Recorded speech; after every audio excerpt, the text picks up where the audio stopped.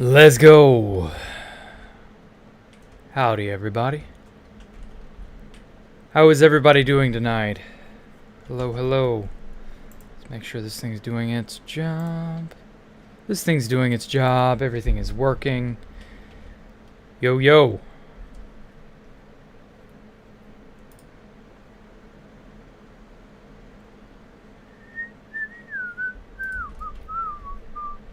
Oh no, a copyrighted tune.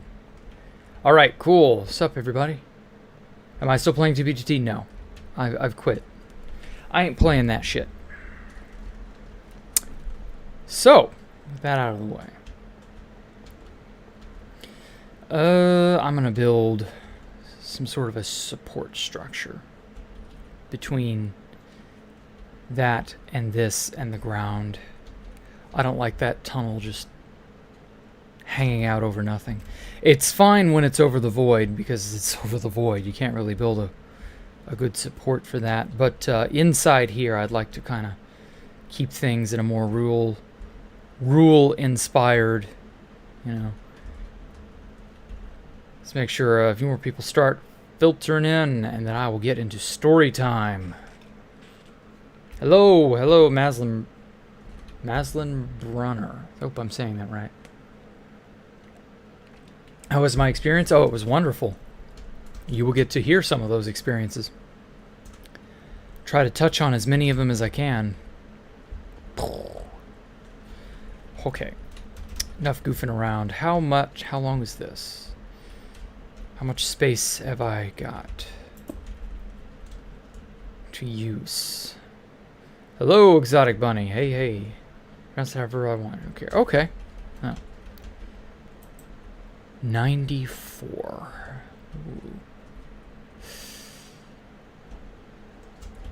Ooh. Guess that's fine.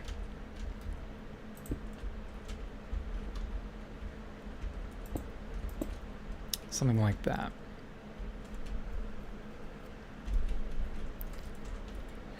How is everybody? Everything going good?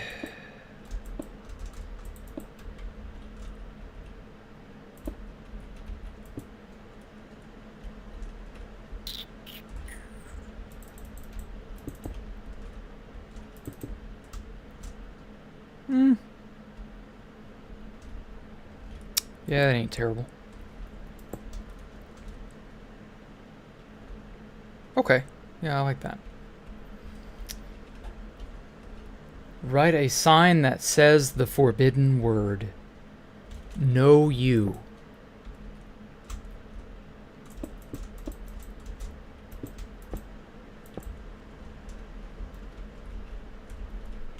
I do not feel like allowing that thing onto my build.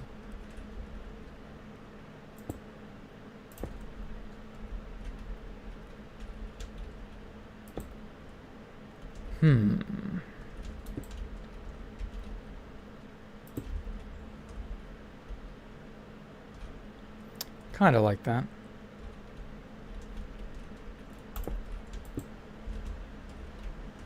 Yeah. It's a little better. Why is Pog forbidden? It's a joke. It's not actually. Are they going to be like archways? A little bit. Something like support beams. I'm just trying to decide how I want it to appear.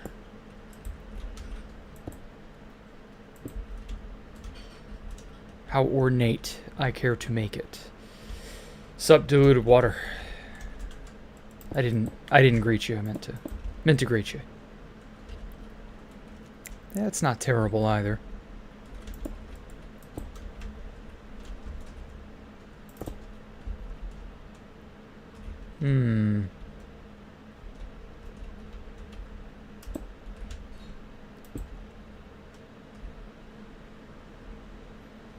Should I maybe... I don't know.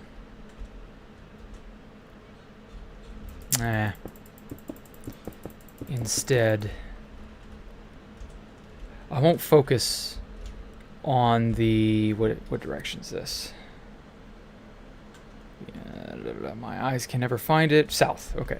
I won't focus on the north-south. I'll just focus on the east-west predominantly. So, I'm sure you all love hearing me say stuff regarding 2B2T and so on. I'm aware that the test server's going on still. Personally, I really don't care. I had my fill of it. I'm not really feeling playing 2B2T or any of that. So, probably not going to do that, I hate to say. Them is the breaks. But hey, you know, I had a fun time there for the many years I played. Let's put that. Make it an odd number so that there's something in the center. So yeah, don't expect me to return or stream there. Just because like it just isn't worth it, you know. The more I think about it, the more it's just like, eh. So yeah, I'm just not down for that, you know? If I don't end up using this design for my supports, maybe keep it in the back of my... Oh yeah, I keep stuff like this in the back of my head all the time.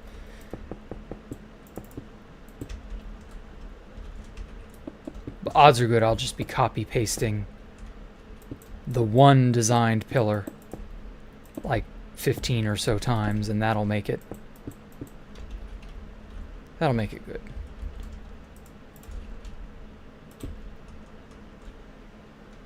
It's not too bad.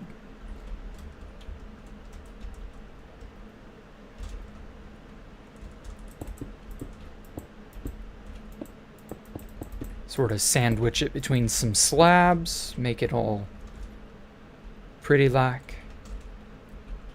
Oh, hey, thank you, Crimson, for the donation. Wow. Is this your first time? I haven't seen you before. I don't think. I might be misremembering. But glad to have you here, Crimson. Thank you so much. Actually, I should probably start expanding this as I go down. This is all the money you have left on your credit card. Oh my god, dude, don't do stuff like that. Don't give me your money just because you wanted to. If it's all you have, that's insane, man. But thank you so much if you're okay with that.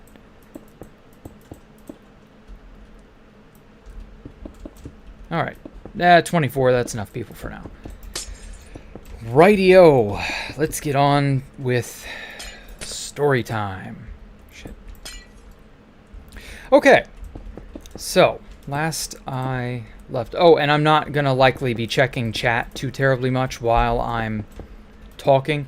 So if you've got an idea or a something you want said, or a question or whatever, just save it to the very end. I will get to it. I promise. I'm not trying to ignore people. It just kind of ends up that way sometimes. Nobody's perfect. I'm trying to walk and chew bubblegum at the same time, and that is not an easy feat. But that's okay. Now then. Okay. Okay. Those are all questions I've answered before, so it's not that important. All right. Okay. So, the part I got to last time, I know that was the end of 2015, but like, I'm gonna have to back up a bit because some important stuff did happen, and like, it wouldn't be right to just ignore or forget or leave it out because it was kind of important, you know? So there was a minor thing that I completely forgot about, and I don't know how I forgot about this, but it's important.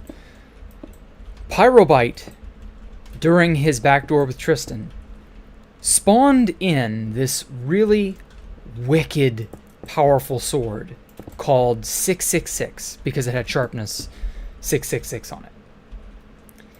And sharpness 666, like, it would one-shot you because, you know, it's sharpness. Like, it's absurdly powerful. And with sharpness, or with the sword rather, he occasionally used it during the third incursion. And people really, really were afraid of it. They wanted to see him use it, or they were, they didn't want to be at the hands of it because it was a special item that only he had. So as a result, Pyro kind of got a little, how do I put this nice? A little power hungry with it. He got very zealous with it. And he ended up dying with it. And nobody really, this was kept very hush-hush, that he died with it. And some new fag got a hold of it, but he couldn't quite use it. Wasn't smart enough to keep it.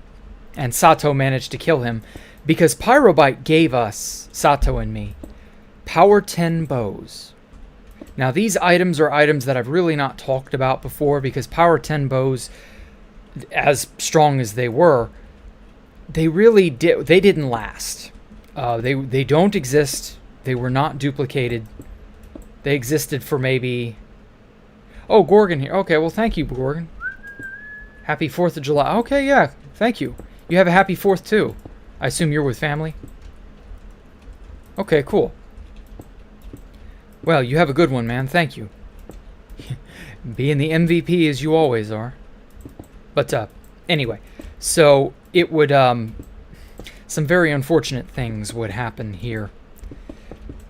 So, the Power 10 bows, along with Sharpness 666, would ultimately be pretty well lost for good.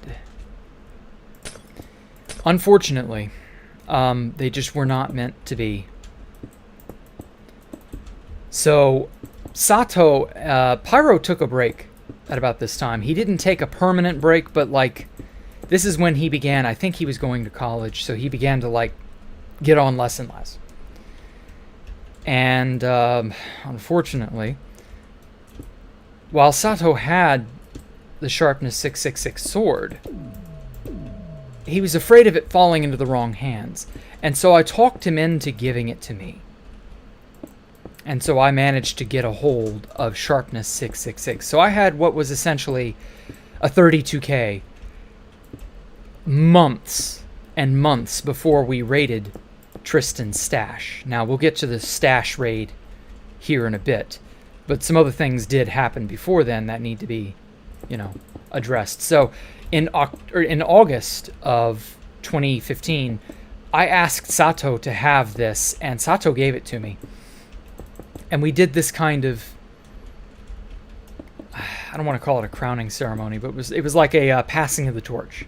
And Pyro wanted me to duplicate it on the off chance that a dupe came out at some point, because, you never knew.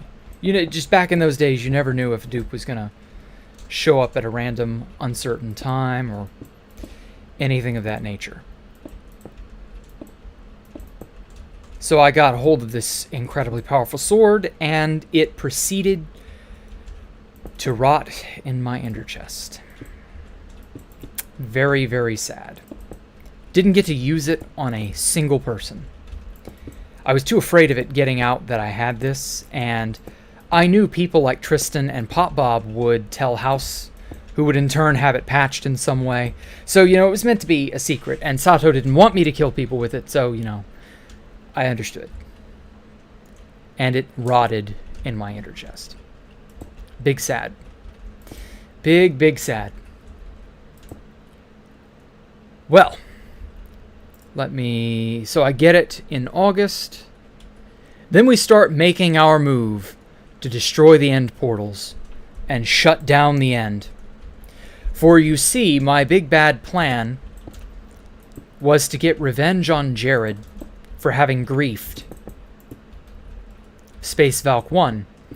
And so, that's exactly what I did. I shut down and destroyed all the known end portals, and we blamed it on Jared. Had our secret alts, including my alt with Sharpness 666, in the end, waiting for the day we could use it. But in the meantime, we got to make Space Valk 2 and own an entire dimension. So those were some fun days. Well, eventually, living in the end by itself did get a little boring, as you would imagine.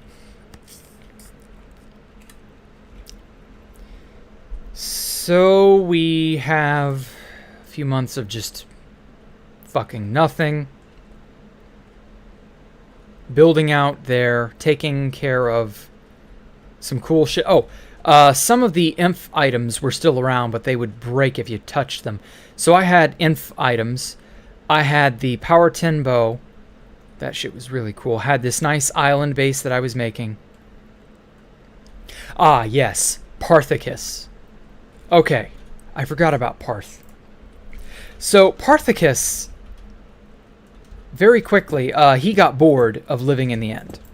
Now, you saw his little tower thingy at Space Valk 2. I showed that off last stream. But he really didn't want to spend a whole lot of time on it because, let's face it, living out over the void, especially when the threat of dying means you can't get back to your base because we destroyed all the portals, that was a problem for obvious reasons. So Parth really didn't build very much, but Parthicus did have a secret. You see, Parthicus had been playing on the server a lot longer than me, by about almost a full year. So Parthicus had a lot of contact with a lot of the ancient players, some of whom gave him end portal frames. Now, they gave him end portal frames around the time of Pop Bob's reign of terror. Parthicus, bless him, took it upon himself to very wisely run off into the hundreds of thousands. I don't think he went to the millions, but he went hundreds of thousands of blocks out and made what was essentially a tiny stash that he called the Wolf's Den. Now, this place has since been found. Don't go looking for it. There's nothing there. It's already gone. You know, don't waste your time. But before it was destroyed, I got invited to the Wolf's Den about this time because Parth had a fully completed but not yet lit end portal. And so right around the time I was completing the island at Space Valkyria 2, Parth wanted me to go to the Wolf's Den and basically just, you know, live there. And so I had an alt, you know, I could do it. And he showed me this unlit but fully assembled end portal. All the frames were laid out. It seemed to me that they were laid out appropriately. But there was just one major problem.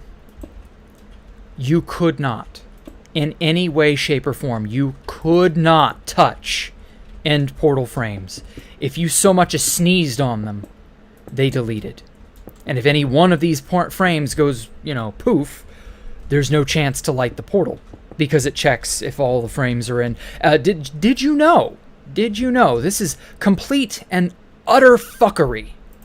Fuck Mojang so goddamn much for doing this. Fuck them so hard. Did you know?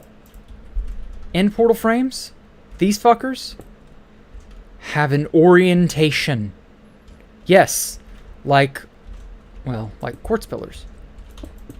Fuck Mojang so much for doing this. Because it's not even slightly noticeable. Except for one weensy little detail. The bottom texture. It rotates. And end frames don't light. If all the frames, or end portals do not light, if all the frames are not perfectly aligned to face the center. Come on. There we go. Okay. Lights. Cool. And if even one is askew. So we'll put that one there. And so that one's not facing internally. And we do that. I think Mojang fixed this. No, they didn't fix it. There you go. This frame is off kilter. And so I want to say Parthicus somehow managed to face all the frames correctly. But this led to many end portals being made on 2B2T that were basically duds because nobody knew that was a thing. And to be fair, I had to do a lot of research around the time of the Wolf's Den when Parth invited me, just to be sure this wouldn't fuck up, because this was our one shot. Spoiler alert, I fucked it up. But we'll get to that. But God, we had an amazing plan. I don't think it would have worked in retrospect, just because the nerds would eventually have backdoor access to 2B2T again, but, you know, knowing what we knew at the time, I kind of thought the plan was bulletproof, because I wanted to keep the end. I didn't want it to just be, you know, oh, well, we have an entire dimension for X amount of time, you know, top that. Like, no, I wanted this to be, like, forever. This was our baby. Let's put these here. And no one would ever be able to say or do anything different. And for whatever reason, end portal frames at this time, I don't know if this is still the case, end portal frames were illegal. Which, you know, that makes sense. They should not exist, you know. Of course they're illegal. Why wouldn't they be? But for whatever reason, you could not complete an end portal. You just couldn't do it. It was so sad, because we were going to get a bunch of Elder Guardians in the end. And I was inspired by someone who put an Elder Guardian at spawn. The Mad Lads put it at spawn in order to prevent people from being able to mine blocks. I think they put it at Nether spawn, if memory serves. And Tristan and Clyde hated this. And so they went out of their way to punch obsidian just so that the people who placed an Elder Guardian at spawn, like, so that their plan was foiled, basically. And so I had this elaborate plan to place an Elder Guardian at end spawn. But of course we'd already defeated or destroyed all the end portals, so how was I going to get it there? Well, that's where the Wolf's Den came into play. I was going to make the end portal at Wolf's Den live, and we would ferry an Elder Guardian there. And that's where we would basically be able to insert ourselves into the end. I made this huge obsidian autism box that was many, many layers thick. And I basically, you know, made it to where it was filled with water. And if you went in, the water would refill itself because of water physics. And you would drown because you couldn't punch or mine because you had mining fatigue from the Elder Guardian. So you could not mine out the obsidian fast enough to not die. And even if you ate a god apple, you would still run the risk of just not being able to mine quick enough because you're mining obsidian underwater with the effects of, you know, mining fatigue. So you're fighting all of that just to try to get into a dimension. I wanted to make it as absurd to get in as possible.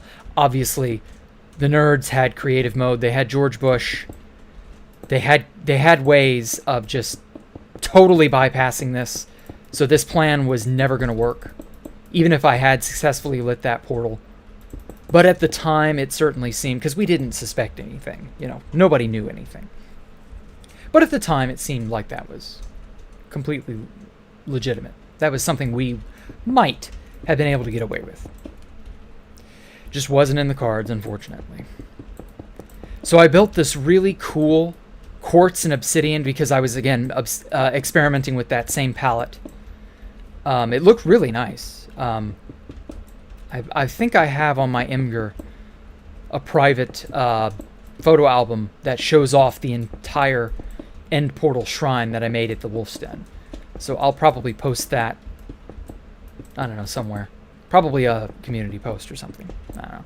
And I'll show that off. So that was, you know, just more of the same.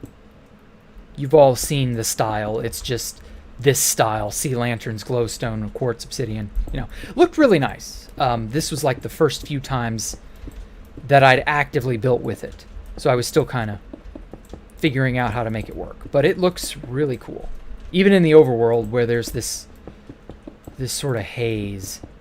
The overworld lighting engine has this haze to it. This tint, if you will. But anyway, not to get too far off topic.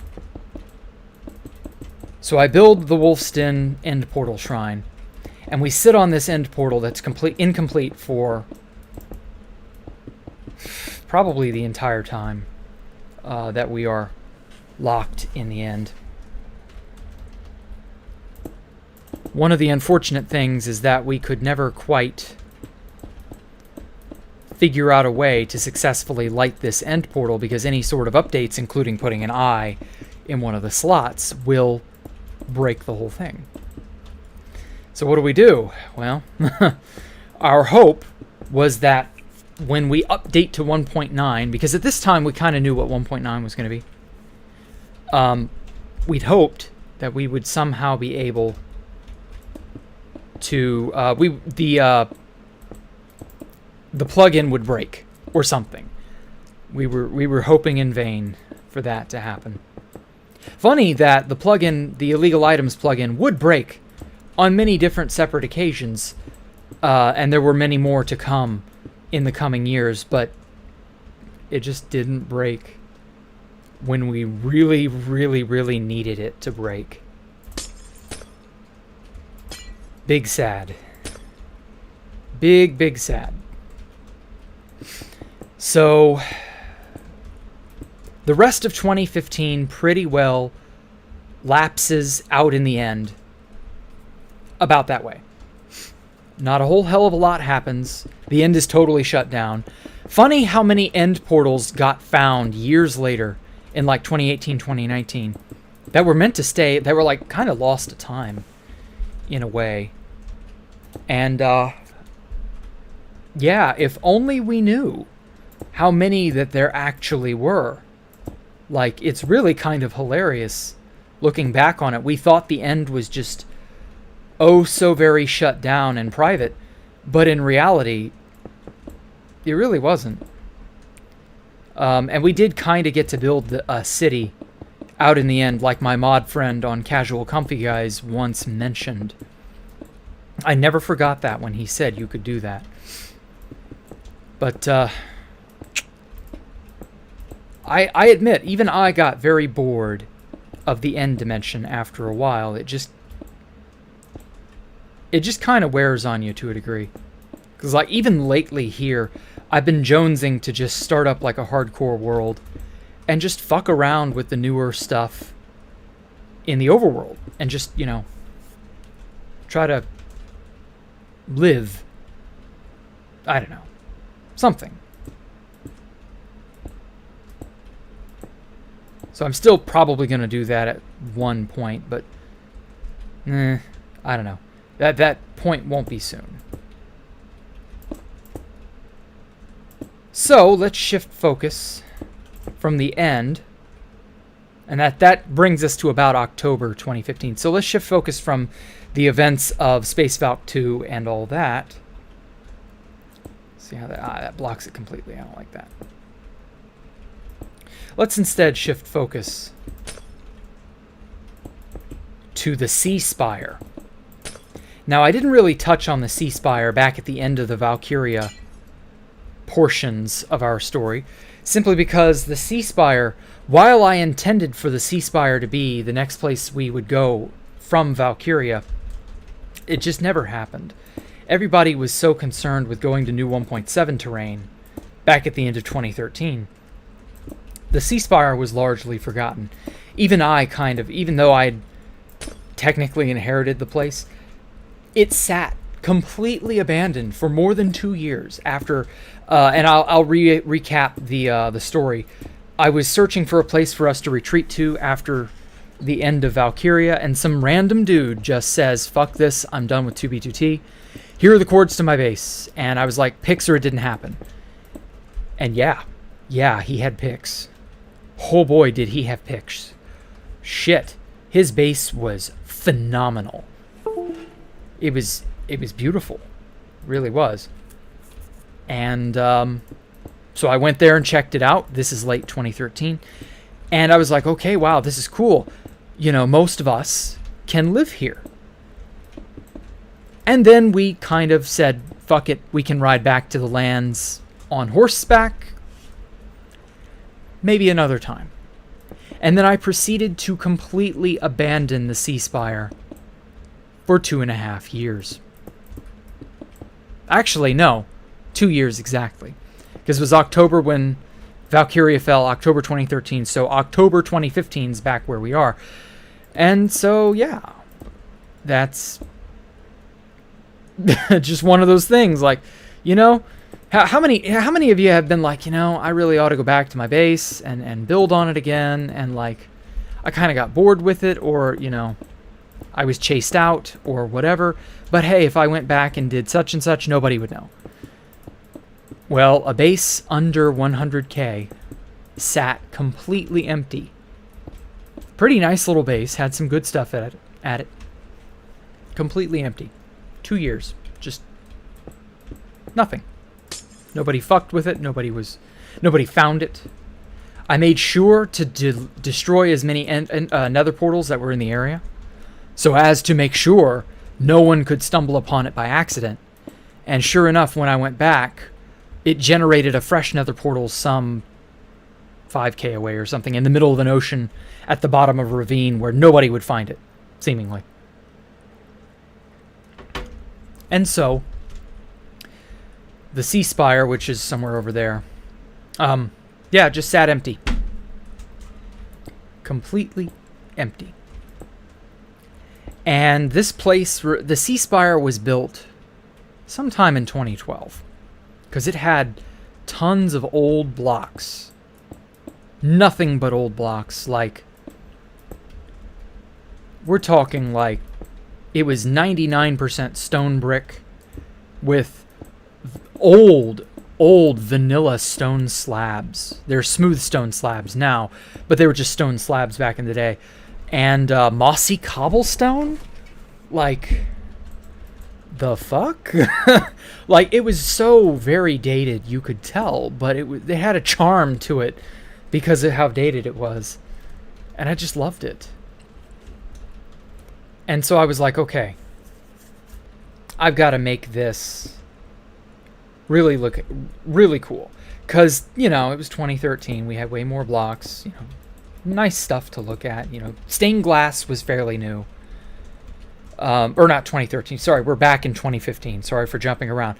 So stained glass is fairly new. We had slime blocks. We were soon to have chorus fruit. You know, stuff of that nature. And like, it was long overdue for a redesign. So I took the Sea Spire and did just that. I gave the entire place a facelift, a much needed facelift. Think of it as, I don't know, home improvement or something. Like, if you can think of a HGTV, you know, home improvement type show, like that's what I did to the Sea Spire. And actually, I'm kind of satisfied with how this has turned out, so I'm gonna copy paste it here in a sec. I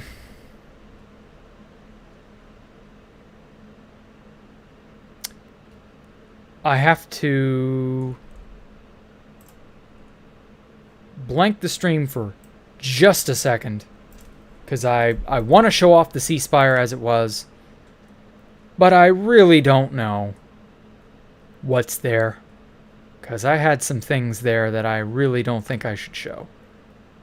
And it's 2B2T history and all that, but like,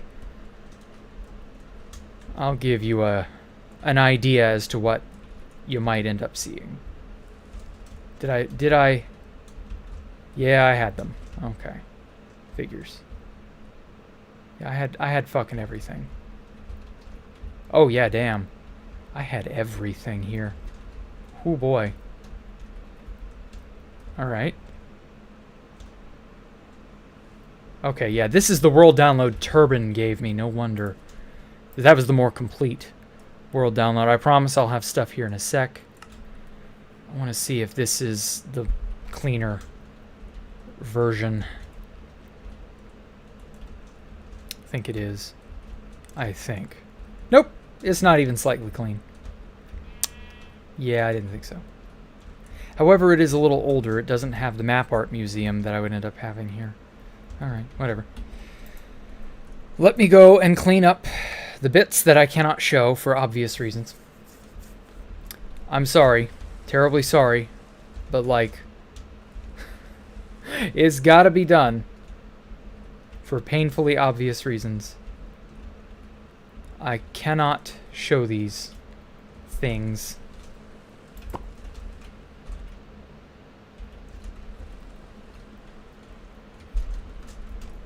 Give me just a minute.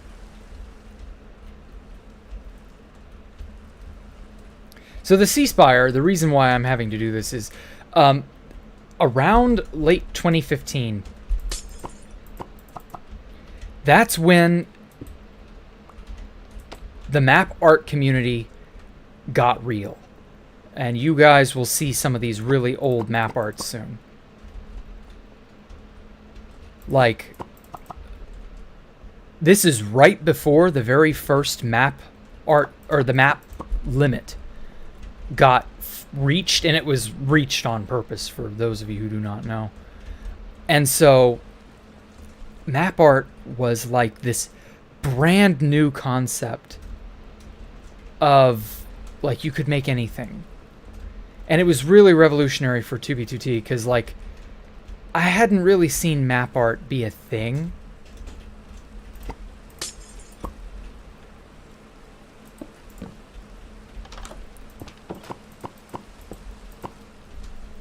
Almost done, I swear. Okay. Make sure there's nothing, just a few things.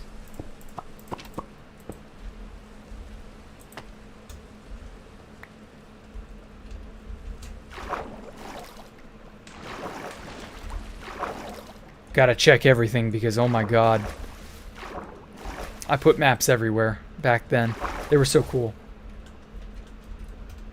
And there's a funny griefing story that I'll have in 2016 when we get to 2016. Oof. I really don't know if I'm going to have the...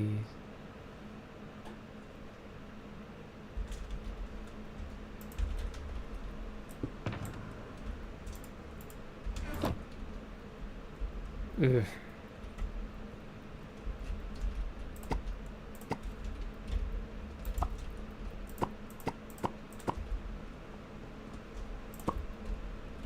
Almost finished.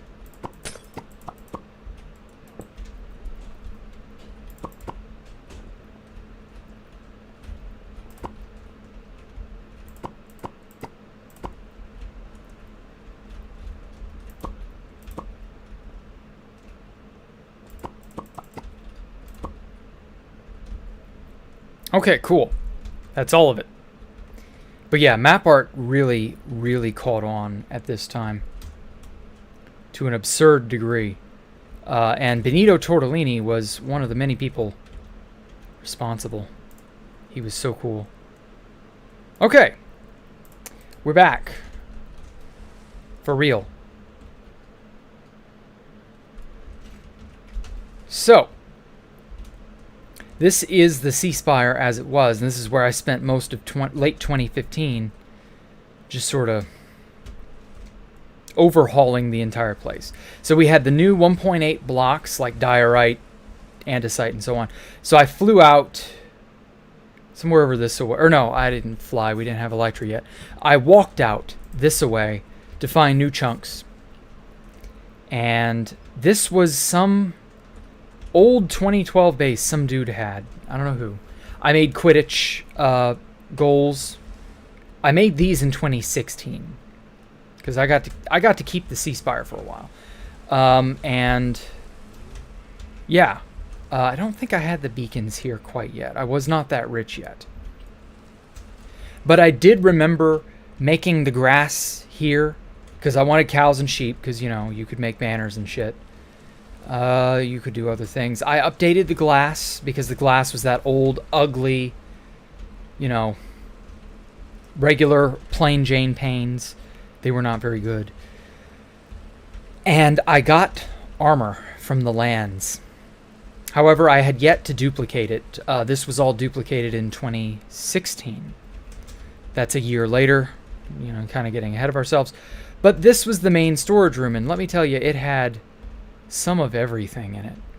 This guy, he was a fighter. He went out and he made stuff. Like he dug out an entire abandoned mine shaft.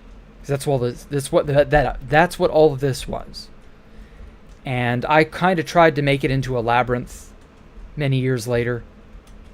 But he went nuts digging this place. So that's where he got all the stone brick. And I kind of terraformed the inside, the bottom portion, to make it look crazy.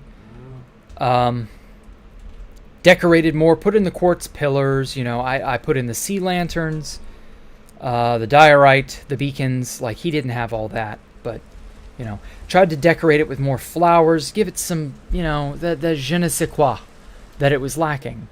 But the vast majority of the structure was very much his doing. I just took and added on some much needed love, some farms that it was missing. Got the map arts. The maps were, I'll leave it to your imagination what the map arts used to be. But yeah, that's what that was. He didn't have the beacon in the middle. I distinctly remember setting that up because it needed a beacon. Yeah. Like, that's what it looked like. It was so cool stumbling upon this base. And he took a screenshot from a boat initially in 2013 when he gave me the coords. And he took a screenshot from like right here. And I still have it. And when he showed me this, I was just like, holy shit, this is real? I have to go and check this out. And nobody followed up on it but me. Nobody knew that this place was real. Nobody considered it. And so for months, I just stayed here and used it. I lived here. This place was pretty fucking cool. I spruced it up, gave it leaves, gave it, all the touches it needed. Really cool stuff. I initially planned, I made this jank skyway that went to nothing. I planned to make another sort of pseudo space Valkyria thing, like right here. I just never got around to it. And so for maybe 2 months, yeah, because October, so December, I hear word that Jared has found Imp Space. And I'm like, Imp Space? Holy shit. Didn't they have an end portal? Well, I don't know if they had an end portal.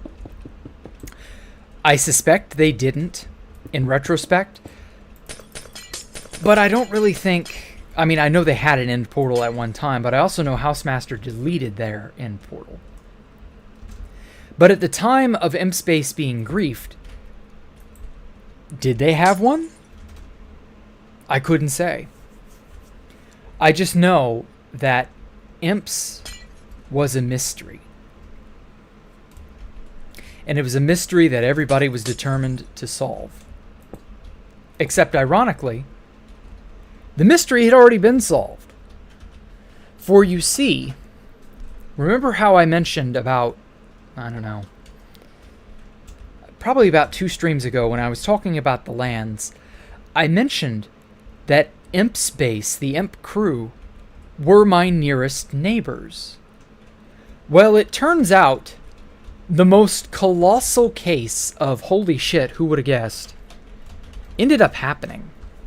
Let's make sure this pasted in properly. Hey, it pasted. All right. So the people who, they were called the Legion, but they were also known as the Asgardians. They were all the people at Asgard too. Specifically, James, what was his name? A lot of people came to hate him for some reason. Oh, fuck. What was his... James Russell's. That was it. That was his name. James Russell's and Keynes Law. And who else? Oh, fuck. This is gonna fucking collide. Oh, that's not gonna be fun. Or wait. No, that won't collide. Okay, good. Anyway, James Russell's Keynes Law and Spartan 512 and like a bunch of other people. They wanted to go to the lands. But they didn't really want to ask me, hey, Jack, can we come to the lands? Because they kind of figured I'd say no. And at the time, I probably would have said no. But they were going to go to the lands anyway. So they started digging. Now, this is really not something... Oh, shit. This is not going... Okay, this is going to, like, barely touch. But that's... Okay. That'll work. So long as they don't overwrite, that'll work. Now, the coordinates to the lands had been known for quite a long time at this point. But because it was just so gosh darn far, nobody was willing to go. But these guys had the autism to dig a fucking tunnel. Yeah, okay, that works. So they started digging. And guess what they found instead? They didn't make it to the lands. The lands was like 500 something thousand out in the nether. They were digging their tunnel in the nether. Whoops. That's the wrong thing. They ended up finding, of all places, they found this in the summer of 2015. They dug right head first because they were going along the diagonal. They dug right to Imp space. And when Imp and them found out, they were so pissed. Because they'd stayed out there pretty much a little bit longer than I had been, because I went out in 2012. They went out in about April, May 2012. So they'd been out about a few months longer than I had. But regardless, they'd managed to keep their base secret for that long. I kind of understand them being pissed that some randos dug a fucking tunnel right to their base. Damn it, that's not the right command. That's the right command. And sure enough, Spartan, James, and Keynes Law all got to be the first people who were not invited to Imps to step foot at Imps. And what they found definitely was impressive, because Imp's base was kind of... I'll admit, we talked it up a little bit. You know, it wasn't actually as good as we thought it was. But, like, you know... Oh, shit. Piss. I'm gonna have to fix that. But we thought it was a much cooler base than it ended up being. Because, you know, it got drummed up. It got, you know, expounded upon. Tall tales getting taller, you know, that sort of thing.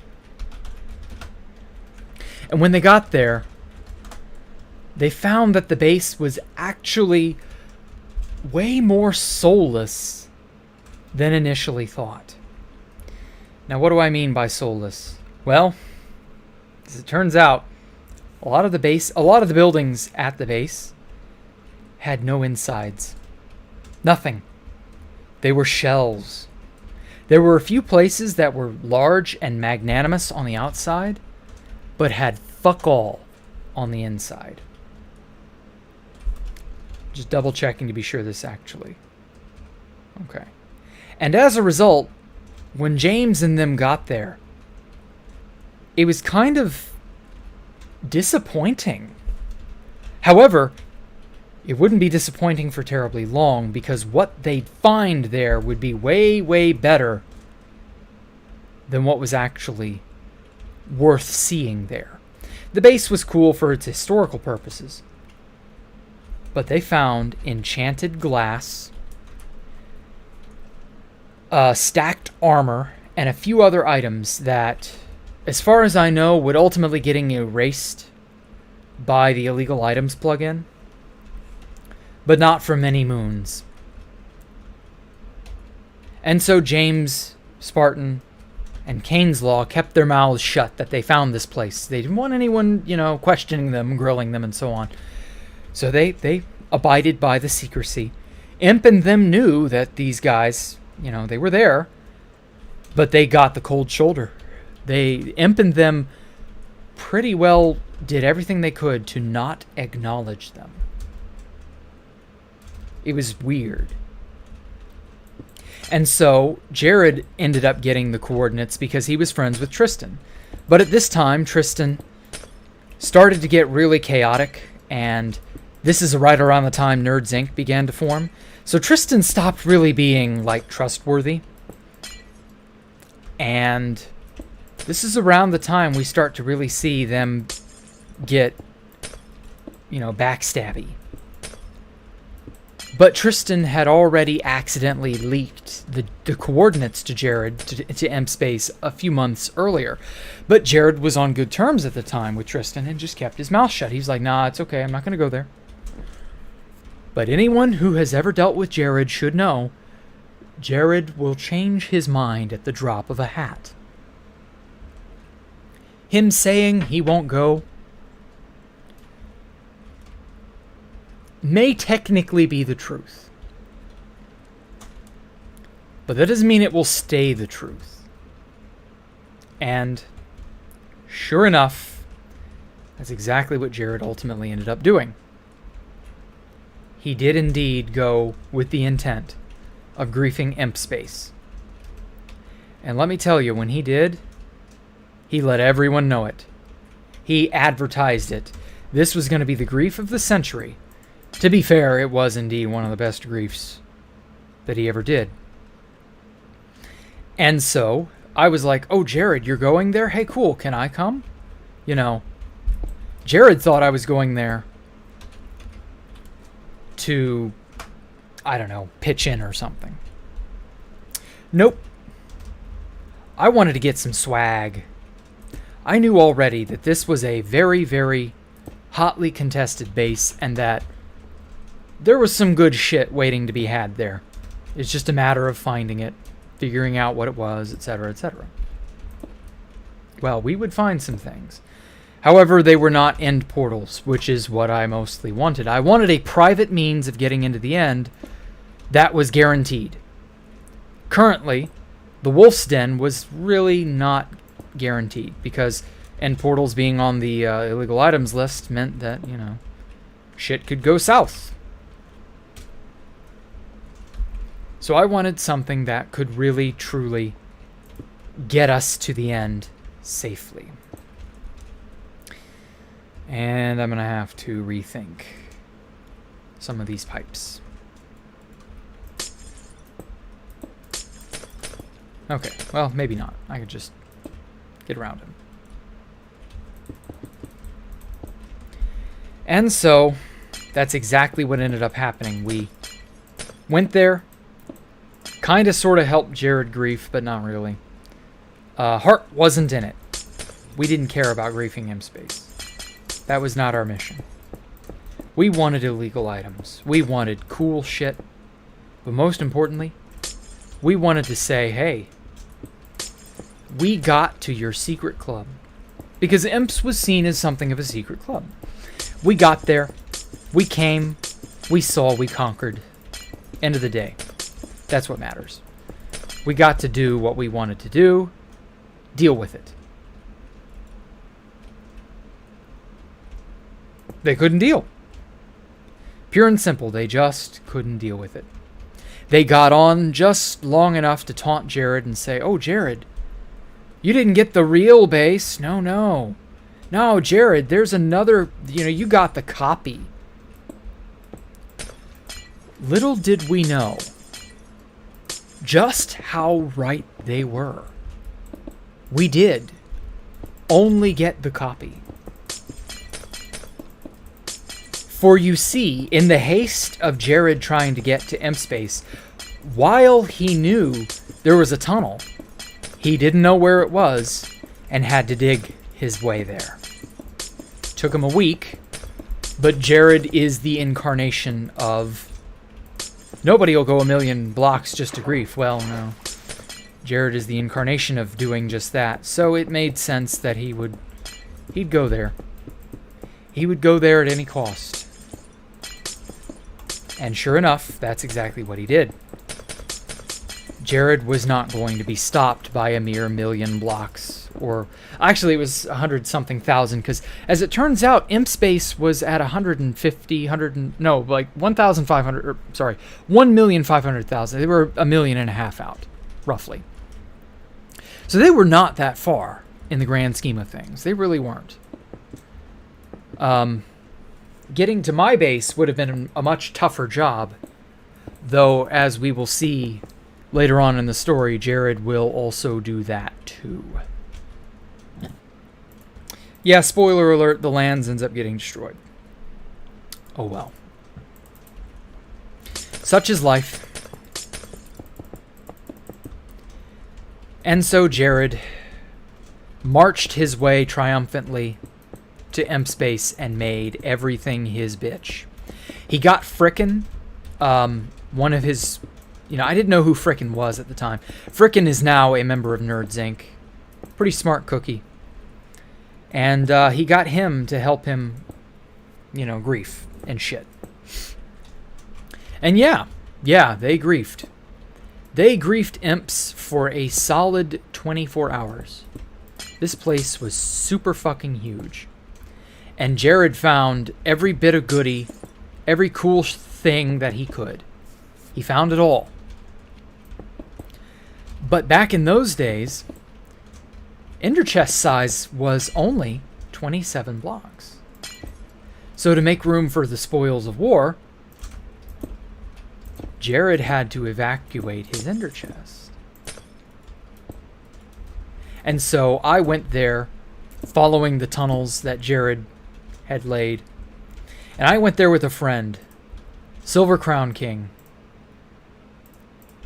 And Silver and I searched frantically for any cool shit that we could find. And sure enough, Jared left his diary. Oh boy, what a find that was. Jared's diary had all sorts of cool stuff in it. But most importantly, it had his entire Chuny adventures, from being betrayed by Tristan, to wanting to grief Space Valkyria, to the third incursion and all the, he'd become an outcast during the third incursion. Just like all sorts of shit like that. It was whack. It was funny, but it was whack. And this is one of the first videos that Fit ever did about 2v2t. It was face cam. You've all probably seen or heard it. And it was just him reading Jared's diary. And there's still an audio recording, but Fit has long since either privated or deleted the video. Whatever, doesn't matter. Everybody kind of knows that it exists. And it was hilarious. Because Jared was relentlessly made fun of after this. Like, I don't think Jared quite recovered reputation-wise in the eyes of a lot of people after that. But unfortunately, it wouldn't matter, because the Russia war that would end up happening 6 months later really didn't matter. Nobody gave a shit about that. It was all about the Rushers and then the endless parade of new fags.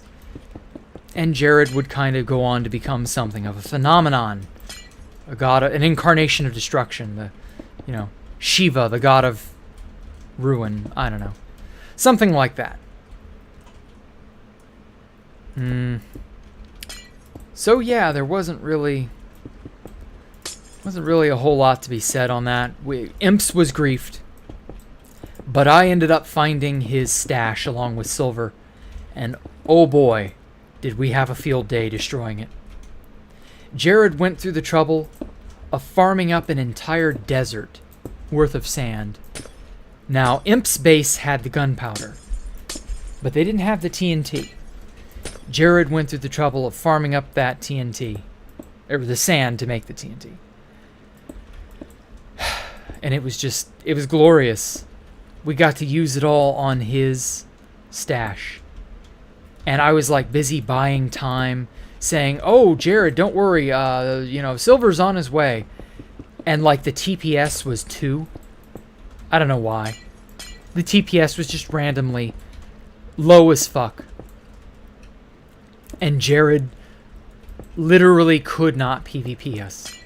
He tried. He tried his damnedest. He just couldn't hit us. Oh, whoops, wrong block. He fought. He raged. He wailed. And there was just nothing he could do to prevent 2 TPS TNT bombing from wiping out his entire stash. And his rage was glorious. And he even tried to dox me a little bit later, out of retribution. And he found an old identity that I used, tried to use it against me. It was hilarious. Magnified his baby rage tenfold, I'm sure. But all the while, I just sit there and snicker my ass off. He ain't got nothing on me, buddy. I had the last laugh on that one. And so ends the saga of Imperator's Base. Or does it? 111. Well, you see, it didn't.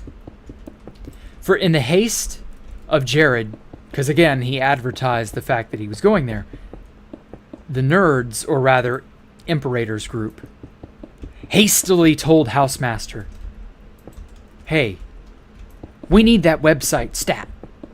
2B2T website. Here's a website. Put it on the server. There you go. And House and Imp were pretty good friends, so House didn't really question it. So he did. But you know what you really shouldn't be doing on a server like 2B2T? If you answered running player-made code for the 3rd time, you would be right. Because I swear to God, House had yet to learn this lesson.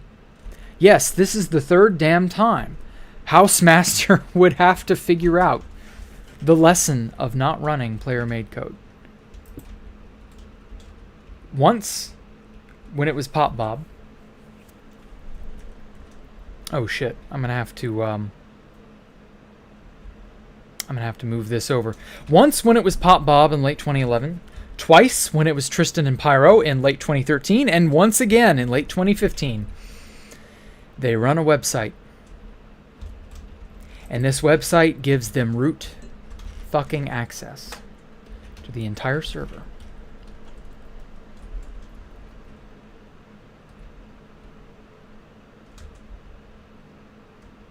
You know, how cool would this be, cutting through a pillar?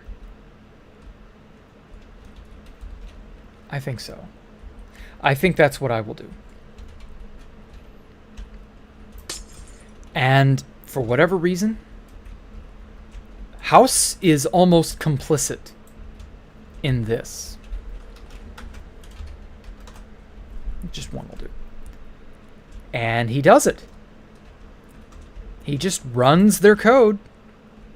Runs their server. Or runs their website, I mean. On the server. Same box the server's hosted on. By the way. Just fucking run it, forehead. Why not? What could go wrong? Well. As we are soon to see,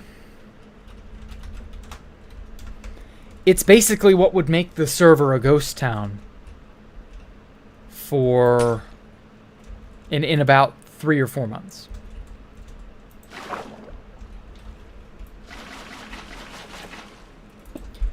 And it was just autistic. It was absolutely stupidly autistic how it all goes down the way that it does.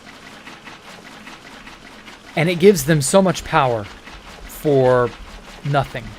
And House kind of stumbles onto this fact, but it's really difficult to say when he knew. Regardless, no actions would be taken until almost April 2016. So for quite some time, the copy, multiple copies by the way, of Imp's base would be put on the server, and nothing would be done. Oh, shit. There we go. Swimming is hard. There we go. And so, we go into 2016 with several major problems already starting. One, there is a pseudo-secret society that is essentially formed. Nerds Inc. You have an admin that really doesn't give a shit and is complicit in running player-made code multiple times over the years, and will only kind of sort of do something when it gets out of hand. You have a base that has been destroyed, but really hasn't been destroyed and will not be until fairly recent. I think it was, what, mid-June? Early June, when that shit was finally cleaned up. And overall, you just have this problem of this elitist attitude and a bunch of exploits that are all coming down the pipe. And let me tell you, shit's about to hit the fan in big, big ways. So we let 1.8 kind of run its course. Nothing really happens. 1.8 goes out with a whimper. And 1.9, the update that brings us the Elytra and the most controversial battle mechanics probably in the game's history. But you know what it brings that's even more important than all that dumb shit? Yeah, it brings us boat fly. And it brings us horse speed. Two of the most powerful and most widespread bugs start in 2016 with the 1.9 update. Two of the silliest, stupidest, most broken things in the entire server's history happen right here with 1.9. For whatever dumbass reason, Mojang decides, hey, player-controlled entities, instead of being checked by the server, no, that's blue-pilled as fuck. No. Those things should be controlled by the client. Do you know how many fucky things have been done through client manipulation just up to this point? That's not even considering 2018, 2019, the God mode exploits that would come. Like, that's not even taking that into consideration. Do you know how many no-clip and, like, duplication bugs have happened? Simply because client desync is a thing? Like, should controllable entities be client-side? If you answered that question with anything but no, you're either in Nerds Inc., have your own version of Nerds Inc. in some other foreign place, or you're just plain ignorant. And most people will fall into that latter category. Because I'll never forget the horde of people who descended on Space Valk 2 the moment 1.9 went live. Simply because, yeah, boat fly is a thing now. And it boggles my mind. Now, yeah, I did ultimately get the first Elytra. Yeah, that's really cool, I guess. And I did technically have a private Elytra fly method for a few months. But the boat fly thing was just so much better because they could no-clip. Or not no-clip, sorry, they could V-clip, my bad. They could clip below bedrock, which is how the nerds were able to get around so fast.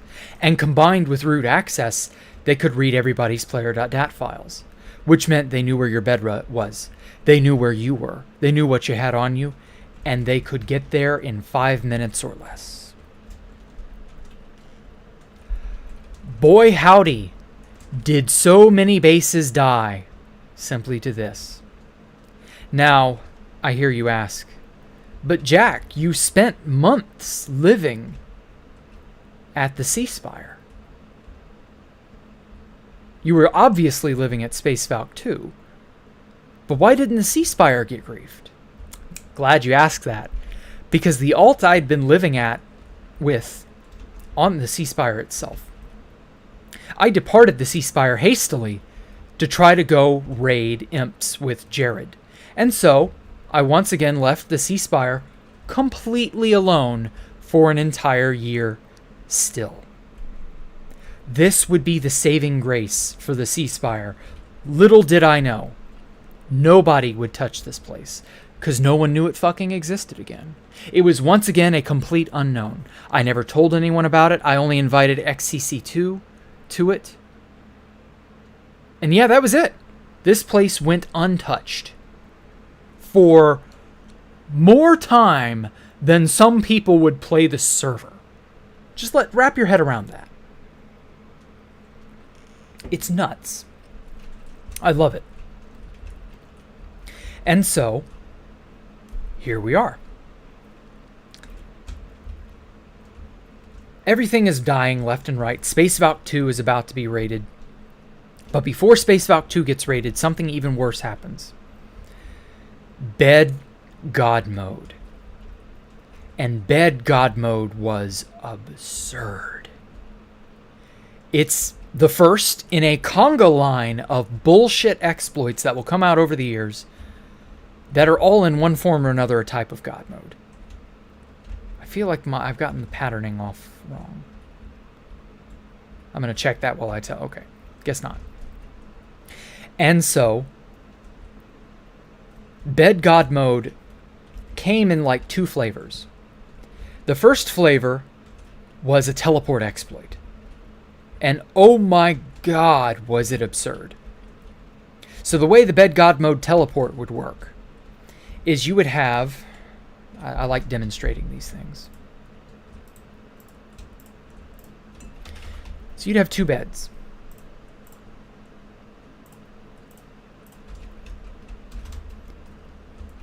So you'd sleep in the nether. Or no, sorry, you wouldn't sleep in the nether. You would sleep in the overworld at some coordinates. And you would note them. And you would have the exact orientation, the exact everything. Okay? What way the bed's facing, the exact coordinates. You'd note all of that. And you would go to those exact coordinates, but in the nether. Well, the overworld equivalent of that is 8 times farther away. And so you'd place your bed in the nether. 8 times away, same orientation, And you've slept in that bed. And you go to this bed, make it, place it, you have to travel there first, right? But provided you don't fuck with the beds, you now have a chain that you can teleport across. In one night, you could travel literally millions of blocks. You would sleep in this bed in the overworld, go into the nether, and kill yourself with the kill command. And you would respawn in the nether bed. Because it's at the exact same coords. This was a bug with Paper Spigot, not vanilla Minecraft. Which is why it took so damn long to patch. Because it was a far more subtle, more nuanced bug than what we initially thought. Because in addition to that, you could sleep in a bed in the overworld and get out of the bed, but the server would think you were in the bed. And so now, you're no longer under the restraints of being in a loaded chunk like you would normally be. This also meant no cheat wouldn't touch you. So you could fly, you could kill people. Eventually, you'd be able to crystal people. Of course, crystal PvP had not yet been invented, but that would be a thing. We would see that with Pig God mode about 2 years, 3 years later, where you could, crystal people. Okay, I need to get my ass busy building something. So yeah, it was nuts. It was absolutely nuts. And so, a bunch of my base mates at this point had been stranded far away from the lands. It was not easy to get back, base millions and millions of blocks out. You know, what do? Well, Zarviar, bless him, volunteers to make the bed chain. And he does. Fuck, that was close. And so, he makes this long chain, digs a tunnel to every single node in the bed, along the bed chain. Makes everything as simple and straightforward for our retarded asses as he possibly can. Does a good job at it. I highly commend him. And everybody starts sleeping and progressing up through the bed chain. And wouldn't you know it, who wants to come along? Jared. Jared wants to come along. After all, he's mad I griefed his stash at Imps. I essentially ruined his day. Can't blame him. And so he makes his way up through the bed chain, up to, and this is in March of 2016, by the way. So he makes his way up. He gets about, actually, I think he gets to the very last bed in the chain before the one at the lands, and we are fully aware that this is happening. Completely understanding. Jared gets to that last bed, and we're like, nope. And we destroy the bed chain completely. Or, well, we destroy the last bed in the chain, I should say. And everything is seemingly fine. We have won. Jared's not going to dig some,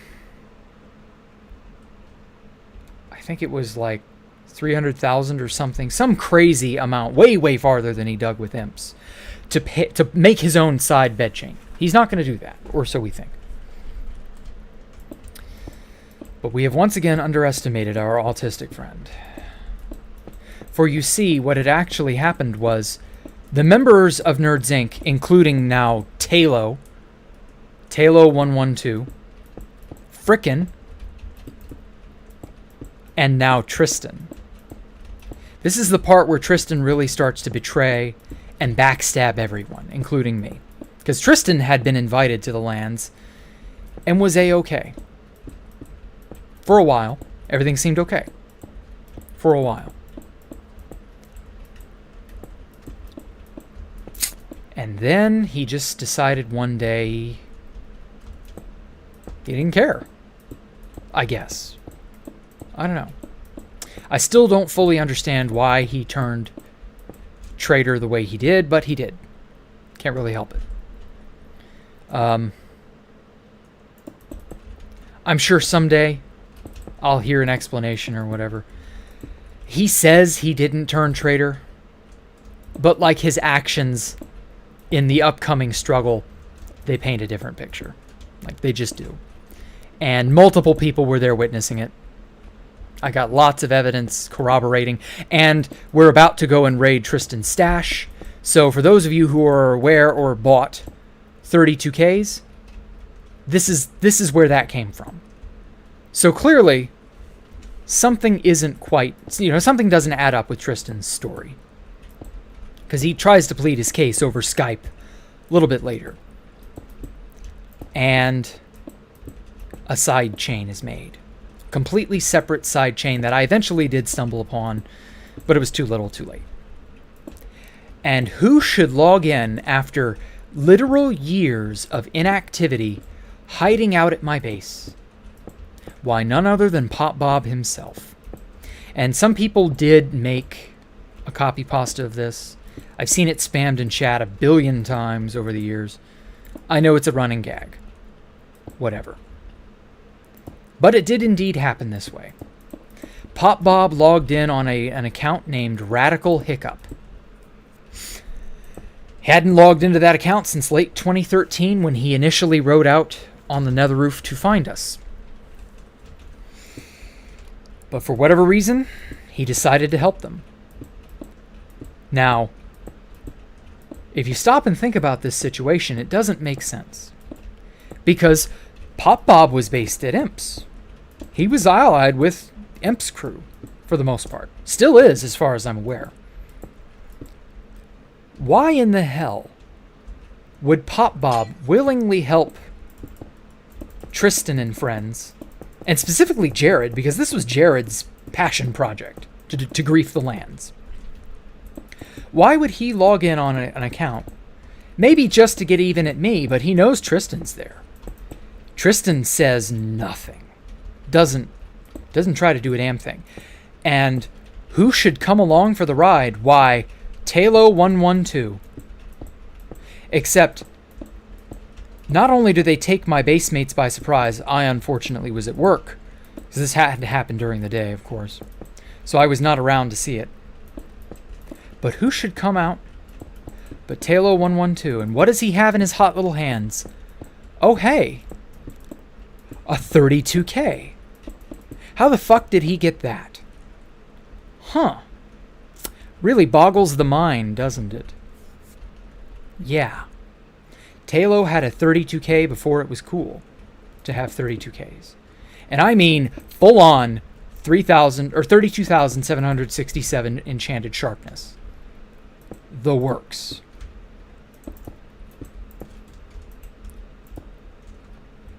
We know that he had this because multiple people who were killed by Talo himself died all in one hit. We all had the ESP. You know, every client can do this now. This is nothing new. It wasn't even really new back then. Every client could see enchantments on armor, swords, picks, you know, the like. This was not new. You could not hide what you had. If you showed it, people knew. And Talo had a 32K. Multiple people could corroborate that. What the fuck? Where did this come from? I still had Pyrobyte's Sharpness 666 in my inner chest, but that was very distinctly, you know, not technically a 32K. So what was going on? Well, if you pieced it together by now, this is the product of their back door. But we don't know this yet. We're about to feel it, though. Tristan just kind of lets it all happen. He just sits there. Doesn't really do anything, doesn't say anything, doesn't attempt to speak up for me, because Talo will kind of believe Tristan to a degree. But I think Talo, although I've heard a lot about Talo, he's more an agent of chaos, so I couldn't necessarily say that he would, like, stop just because Tristan wanted him to stop or anything. So it may have just been a matter of futility. But regardless, Jared's having a field day, destroying everything. This, would have been 4 years old base, had it survived till August. Yeah, it's just up in smoke. Just gone. And I'm just like, wow, Tristan, how could you? Like, you could have at least died in battle, trying, like Kino Rana, Zarviar, Exalted Spartans, and others. They gave it a shot. It was futile, but they gave it a shot. Like, they cared. Brynillan even kind of tried, although Brynillan was a turncoat, but for different reasons. Like, it was really something.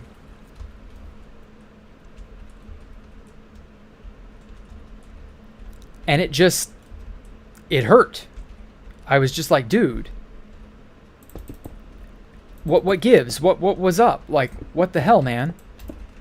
And really, Tristan couldn't explain himself. And I think I know why he couldn't fully explain himself, because if he did, he'd have to come clean about the whole backdoor plus the 32Ks. And they gave a really, really flimsy ass excuse for how and why someone like Talo miraculously procured a 32K. The idea was Talo apparently had a back door at one point, and he just, oh wow, he spawned one in. Yeah, that happened. Well, that story is a little more true than we knew at the time. But again, that's, you know, very self-implicating.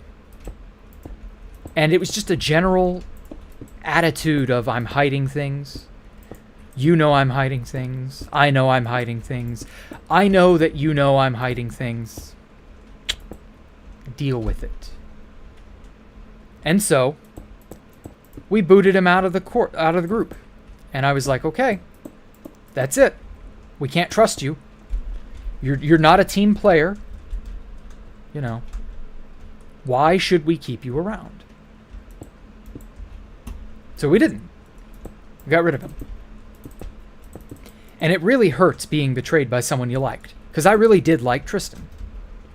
And clearly he didn't care enough. He didn't want us finding out his deep, dark little secrets.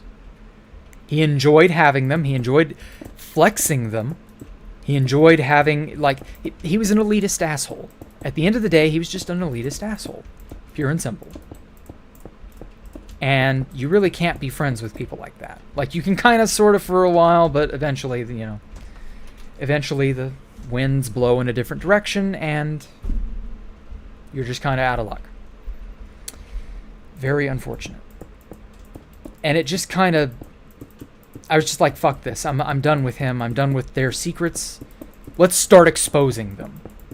And it's right around this time that Kane's Law, I don't know, maybe a month or two earlier, Kane's Law, along with, I believe, Spartan 512, found Tristan's GitHub because they also, many months earlier, around the time they found imps, they also smelled a rat, but they weren't really sure in what way. So they combed through his GitHub, and they found Tristan's FTP server. And they found some chunks. You know, region files. Well, lo and behold, these are the same region files that were used to put imps on the server. Now, they didn't think anything of the imps region files being on Tristan's FTP server.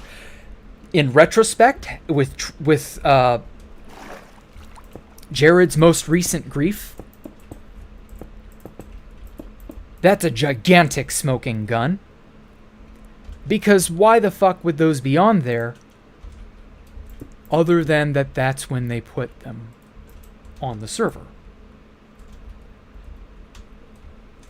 And, you know, this would ultimately lead to a witch hunt that really didn't go anywhere. Oh, damn it, this fills in. I don't want this filling in. But there was a lot of, you know, a lot of shit very clearly happened at about this time. And the guilty parties never really would, you know, come clean. But Kane's Law found probably the craziest find anyone has ever found on 2B2T. He found Tristan's 32K stash. But he found the region files of this stash.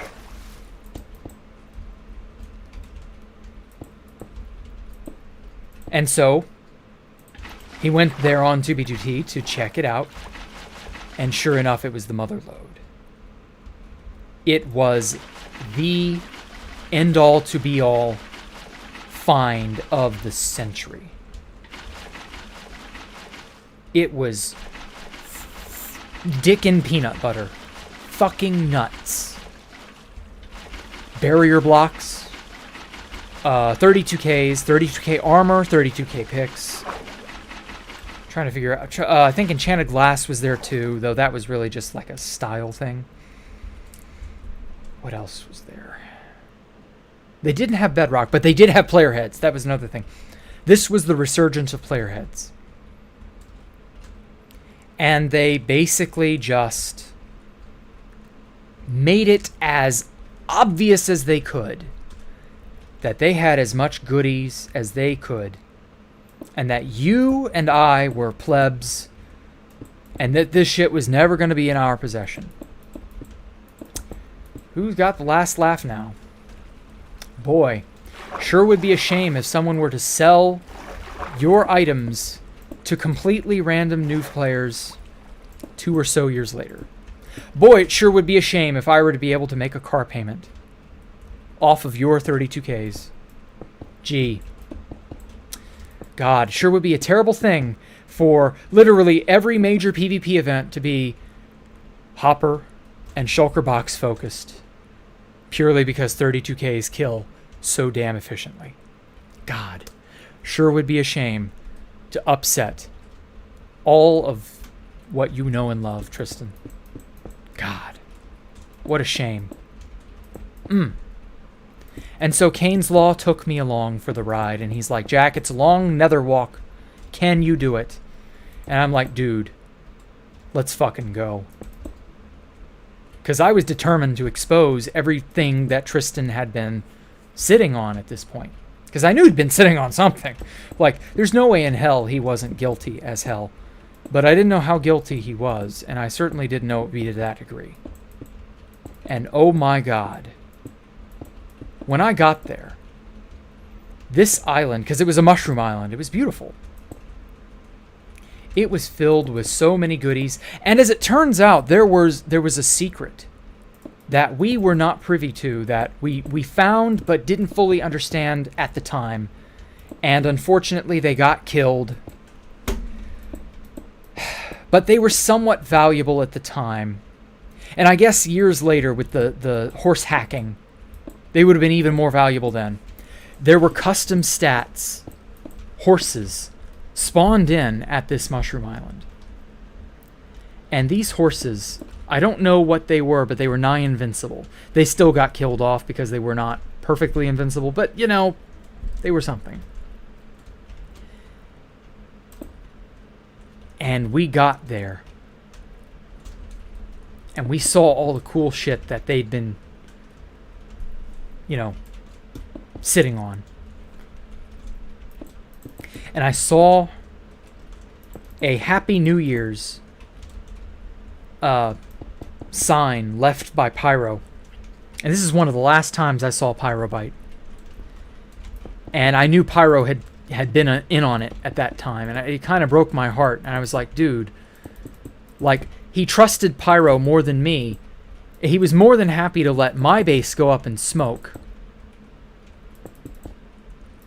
But Pyro got to play cool at the cool kids base. And I was just kind of like, whatever. And it was just like, okay, well, there you go. That's the pecking order. You know, you got Tristan and Nerds Inc. You got, you know, the worms, you know, the worms in the dirt, and then you got the dirt, and you got Mr. Popo's stool, and you got everybody else on 2B2T. And that was how it was. And I was just like, okay, your stuff is now my stuff. Thank you so much for shopping at Jack Mart. And we stole fucking everything. Anything that was worth stealing, we stole it. We took the 32Ks. We knew those would be hot items. We knew we could not hold those. So we immediately went out. I gave them to Silver at spawn, killed back to spawn, and we rubbed salt in the wound. On Tristan's channel and on Clyde's channel, there are old videos of them tormenting Oremonger. Now, by this time, we all kind of stopped caring about Oremonger. But one of the big things about Tristan and Clyde was that they obsessed over poor Oremonger to just an unhealthy degree. Like, Tristan and Clyde could go to where Oremonger lived, because it was not that far from where they lived. And they, like, shot video of being outside his house and just all sorts of weird shit. Really crossing the line kind of weird shit. And, you know, this is around the time, late 2015, where we just kind of all collectively got tired of Tristan and Clyde because they were absolute fucking children. And, yeah, it was certainly something. So we figured what better way to rub salt in the wound than to give Oremonger the quartz to the entire mushroom stash. Now, we stole all the goodies, the 32k armor, picks, swords, etc. Oh, and you could not pick up barriers. I've been asked this multiple times, but I made sure. Because I figured, you know, the illegal item plugins in action, it's installed. You're probably not going to be able to touch barriers. And sure enough, you couldn't touch barriers. Now, one of the big what the fucks that we kind of have an explanation for now, but did not have an explanation for at the time, was on the X highway, inexplicably, on the X highway, 3 barrier blocks were placed. They definitively existed. We have screenshot proof. We know they were real. How in the flying fuck were they put there? Because House didn't play. Certainly didn't play in creative mode, and that's the only way you could have access to them. So how did these barrier blocks get placed on the X highway? Well, I'll give you 10 guesses as to who did it, and the first 9 don't count. You don't really need that much in the way of reasoning power to put 2 and 2 together. And so, that's the story of Tristan's stash. And Tristan, the very next day after we heisted everything, got wind of it all and blew it all up himself. He was forced to destroy his own stash. Because rather he destroy it than Warmonger have it. Warmonger was like his arch nemesis or some shit. That was just weird. Like I said, unhealthy obsession. But we took those lovely 32Ks and we hid them in a furnace, a bunch of furnaces, because we had like 8 or 9. And we put them in unloaded chunks far the fuck away from civilization, far away from his stash. A total separate quad, like totally different place. And we sat on those guys. Oh boy, did we sit on them. And we were like, yep, your stuff is mine now. Enjoy. And so, we sat on them. For an entire year, we would sit on 32Ks and be unable to touch them or use them in any way. But that's not the end of the pain. No, much worse things would occur. You know what they say, it's always darkest just before the dawn. And we have a lot of darkness to go before the dawn would arrive.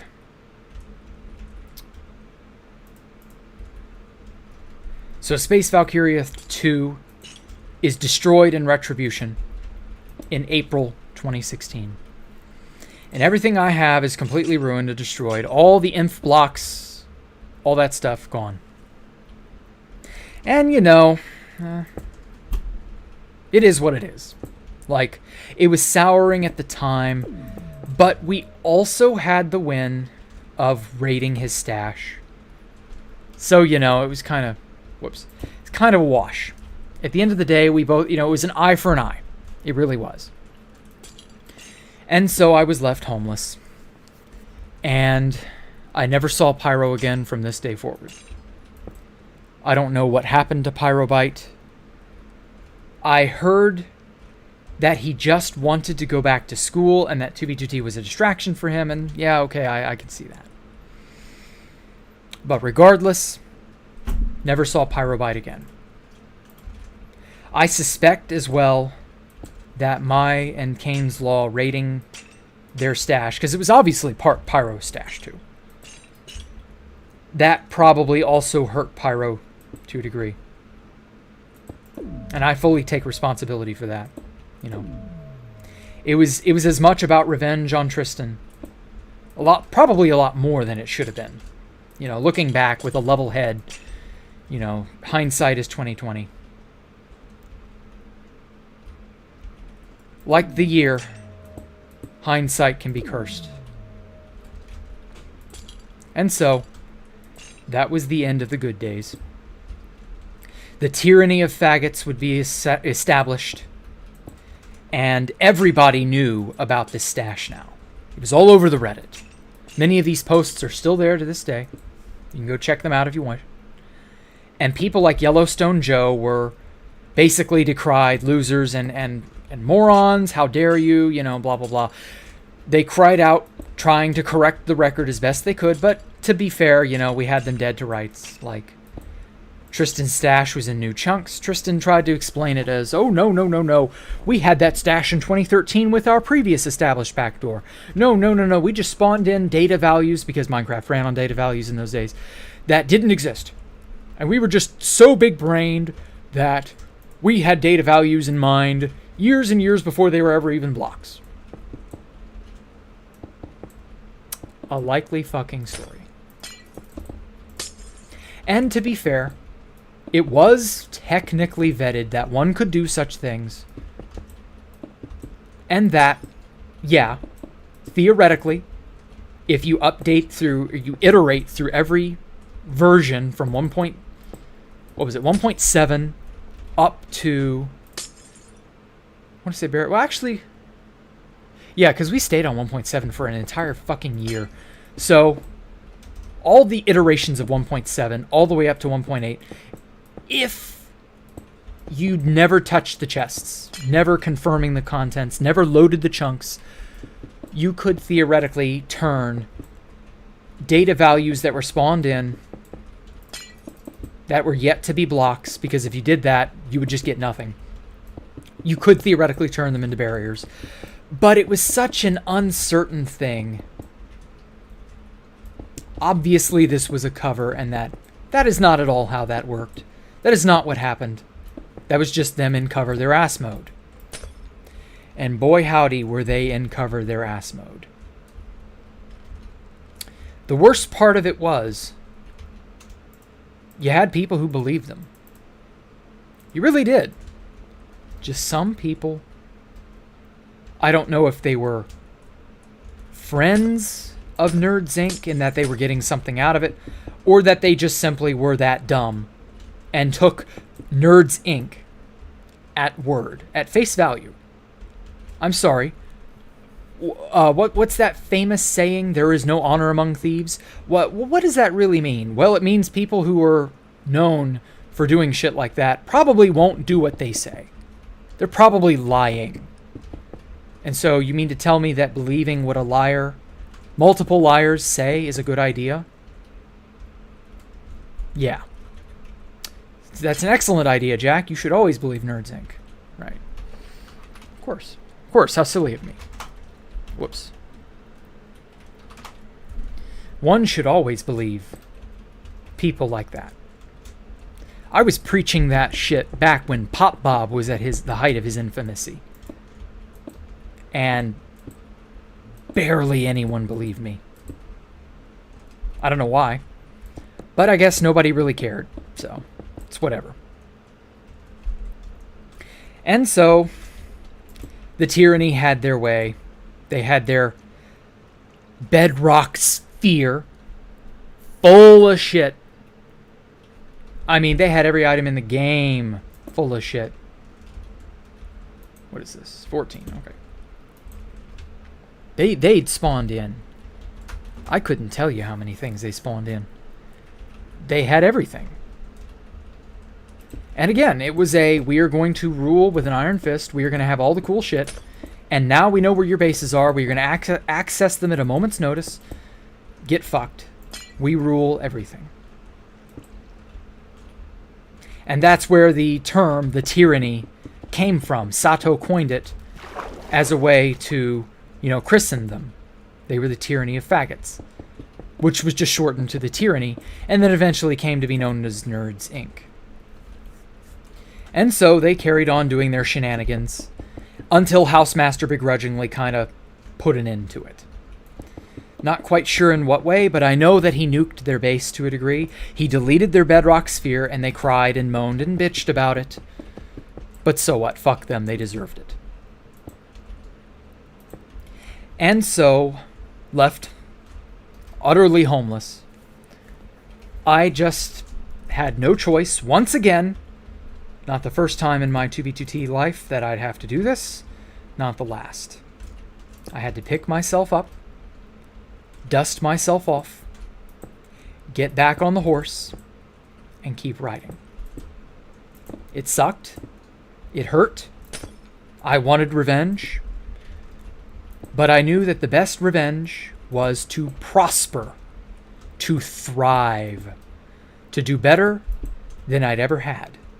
And boy howdy was 2016 the year to do that. 2017 even more so. 2017 to 2019 would be the year of my, I guess, revenge. The year I would have that prosperity as a method of revenge. And I guess my story will end in 2020 when that comes to a close with the Turks finding Space Valk 3.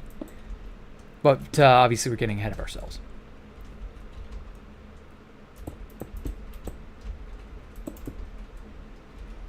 And so the rest of 2016 up till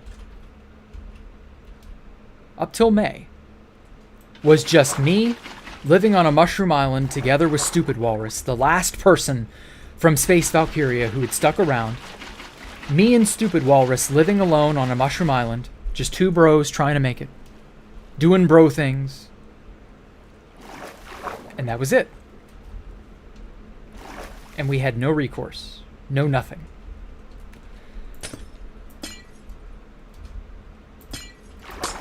And we could see every day the nerds were around. They were feeling their oats. They felt like they'd owned everything. And so from April 2016 to late May 2016, that's all there was. There was the tyranny of faggots. And that was life.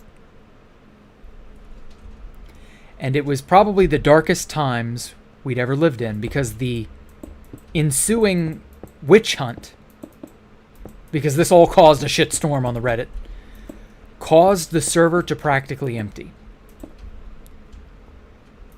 And if you've ever seen Fit talk about this, this is that time.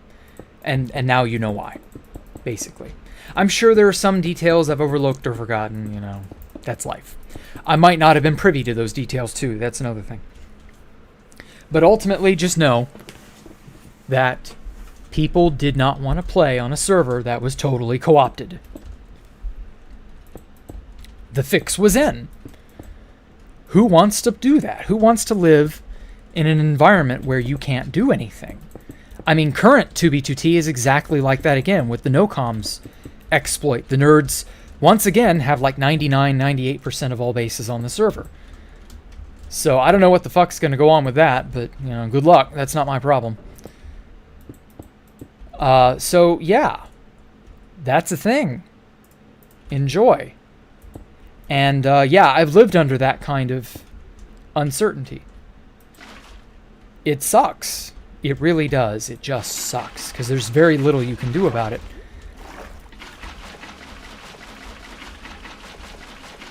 But if you've... So, to describe what happens next is so sweet. What would the world have been like had the Yucatan impact never happened? Well, humans wouldn't exist. Human civilization wouldn't exist. But maybe dinosaurs would still exist, because that's the impact that wiped out the dinosaurs. However, we'll never know, because it was such a cataclysmic event. It was such an out of left field, holy shit, who saw that coming? Oh my god, there can be no preparation. Prepare your anus. It's going in dry. June 1st, 2016. And that's where I will pick up Monday morning. I will now field questions.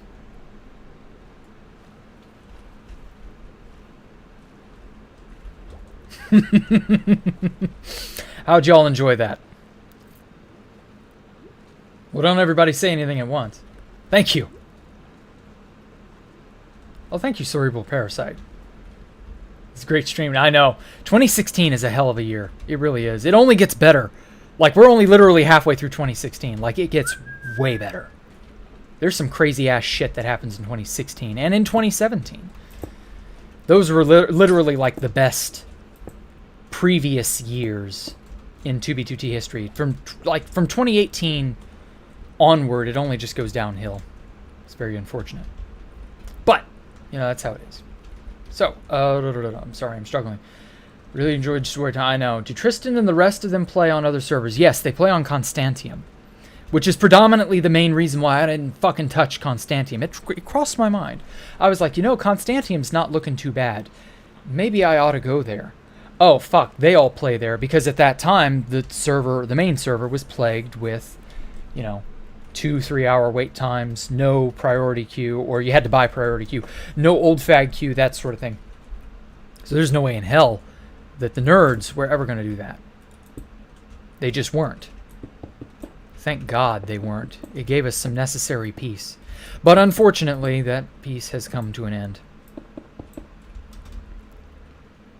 Phantom sucks. Yes, he does. I've not heard any good things about Phantom. Babbage claims he saw command blocks. I know for a fact that Pyro gave me a command block in during Space Valk 1. I didn't really mention it because I've mentioned it before. But it's not special because you couldn't place it. You had to be op. Now, what exactly Babbage said regarding were they already placed command blocks? Because that's a different story. Because you can trigger whatever they're programmed to do. And you could do that in creative mode real fast. And there you go. You just have instant access to, well, whatever you want, really. Kind of useless in survival. Well, I mean, no, not if you hook a pressure plate up to them and you already have a command in them. That's my point. And it would take no trouble, no time doing that. Because all you'd have to do is do it once. And then you could clone it. Or who knows what. And as we already have established, they put region files on the server. So you can just have already put those on a single player world and then throw those region files on 2B2T and bada bing, bada boom, you're done. Like, you have permanent command block access from that point forward. The only wrinkle to that would be the command blocks themselves not being enabled. And I'm fairly certain they aren't. But I could be wrong. I really don't know. That's just one of those things that you may never know. Because it's a server config thing, so how would you? You know, you have no access to that stuff, so who knows? Question for your own fun on 2B2T. And to understand how these events happened. How do you guys communicate on Discord? Well, this is before Discord. We communicated predominantly through Skype back then. Sometimes we would communicate through Steam, but predominantly it was Skype groups. That was the grapevine. Then we all migrated onto Discord in 2016, 2017. So yeah. RIP, Block Game Jerusalem, and Whitehaven. Oh, I know. Yes, that is indeed how we would develop relationships, friendships, alliances, you name it. We would just talk. We would start groups for this or that base. We would invite people who were cool, and we'd talk. And that's how we got to know each other. Which is why, when we get to the latter half of 2016, beginning with the Russia War, that's why it's so asinine that so many dumb fuck rushers claim, oh, I'm an old player. I've played here the whole time. You just never noticed me. Dude, we knew each other. We'd all known each other for literal years. What do you mean we didn't know who you were? Of course we don't know who you are. You never played here. You're new. And just so many dumbass people like that who are just like... Makes you wonder if they literally fell off the turnip truck last week. To be fair, a lot of these people were literal children. So, yeah, they would try something that silly. They would try to get away with it. That makes sense. You know.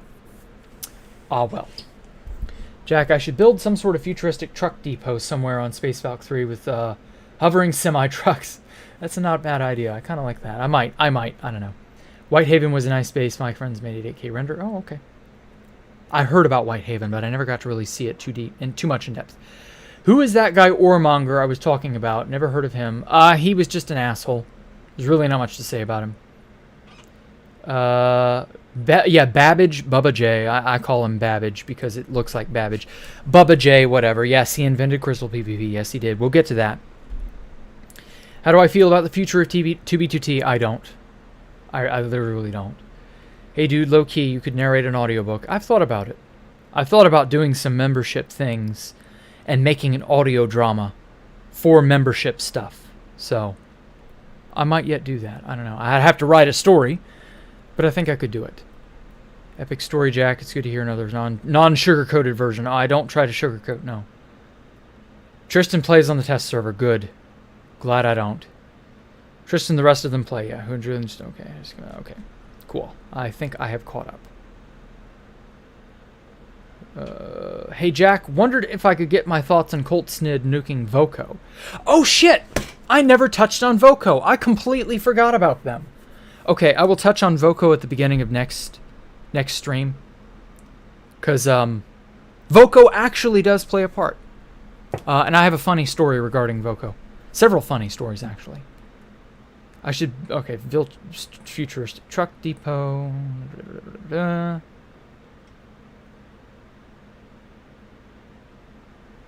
Any proof Joey Coconut played before 2016? I vaguely remember hearing the name. I want to say he was at Asgard, too. I want to say he was an Asgardian. I do vaguely remember Joey, so probably. I've known him for a while. I've seen him in passing, so I'm pretty sure he's been around pre-2016. Add something like a generator or reactor. Already did that. Go check previous streams. Jack was himself part of Block Game Jerusalem. Minorly. I raided Block Game Jerusalem after the copy of Space Valk 3 was destroyed. Do I have any suggestions for starting out on 2B2T? No, I don't. Brace your anus. Get good. That's it. You want to get better, work your way up to be part of the community rather than some stupid rusher shit. You are fuck. 5 years too late to try and do that. Terribly sorry. I regret to inform you that you have missed the boat on that one. To be part of the community, to have fun. Sorry. Brace your anus. Get good. Have fun. That's all I can do. It's all anyone can do. So yeah. Avengers Tower? God, no. Okay. I want to put some banners. And I think that'll do.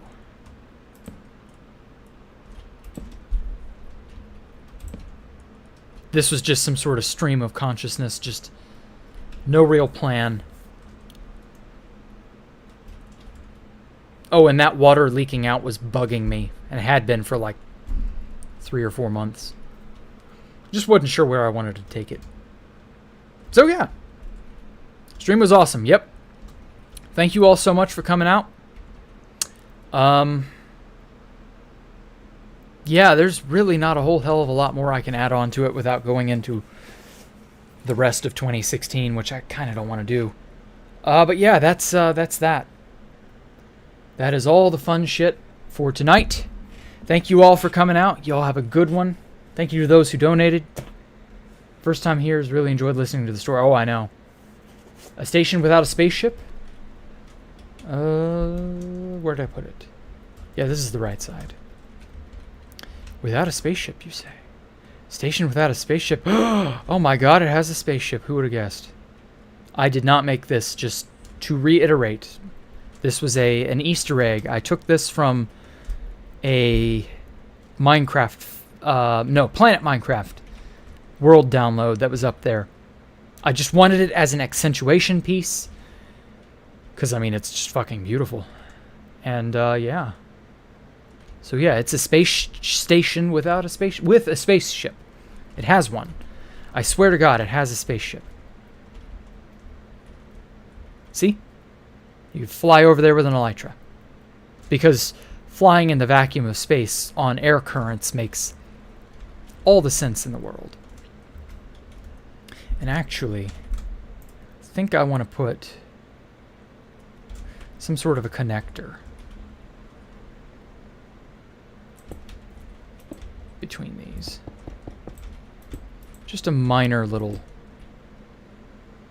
thing. See if I like it or not.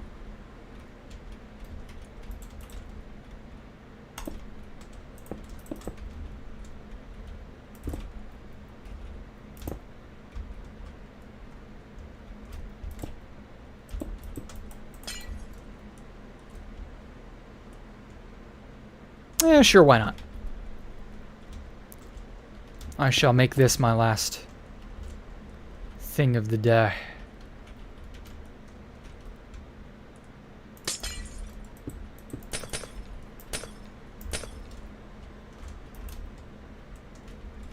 My last order of business.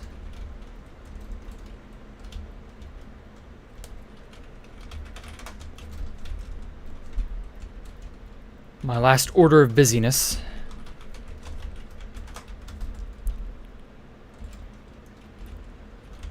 You always thought OG 2B2 players were idiots. They can be. Depends on who you get your hands on. Oh fuck, I didn't copy the...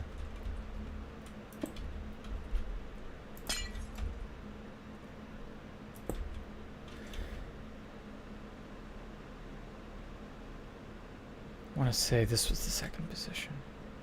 Yeah.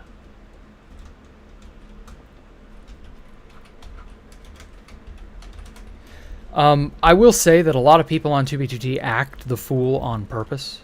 So you really can't take what they do or say at face value just that easily.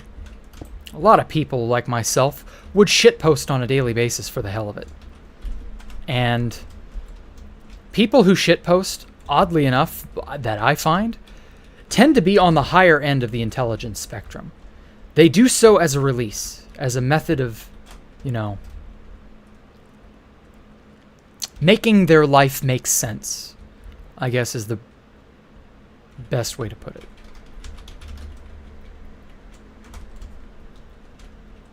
Yeah, it doesn't make sense, you know, sometimes it's unintelligible garbage, I agree. It do be that way sometimes. Damn it. This intercepted in here, and I don't like it.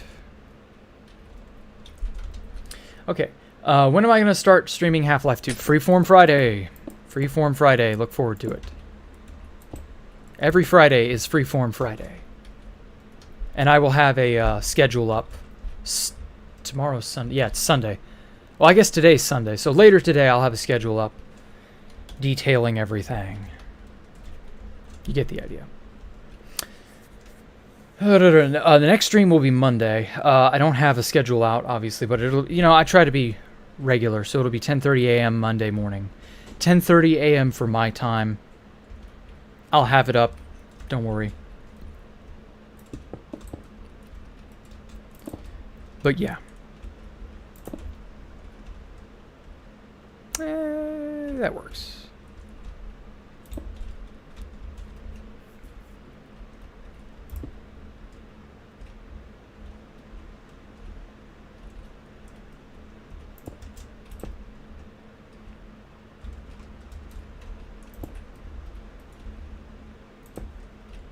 Oh shit, I was mixing up smooth and regular. Ugh.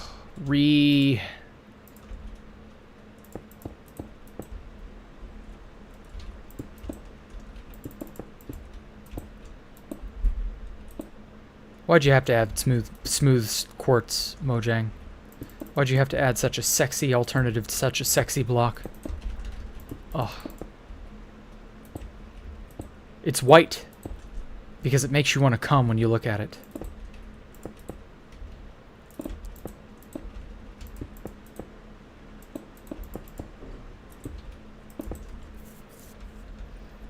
We have a question. Will there be an MCPE version of this map? Nope.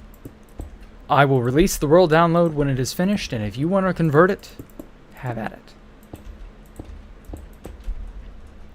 Feel free to torture yourself like that. But I ain't doing that.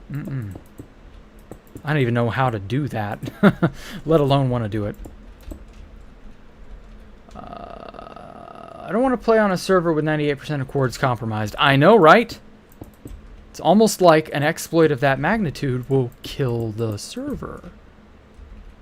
And to be fair, House has no... Well, he has no alternative. He has to crush this somehow. But also, how the fuck do you prove that it's real? That's kind of proving to be an issue. How do you tell someone, especially someone as thick-headed as House, that this is a thing? Hey, do something about it. You really can't.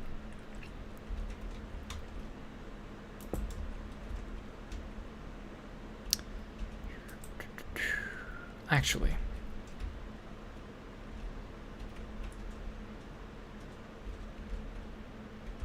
So from there to here. Yeah, that's a much more adequate copy job.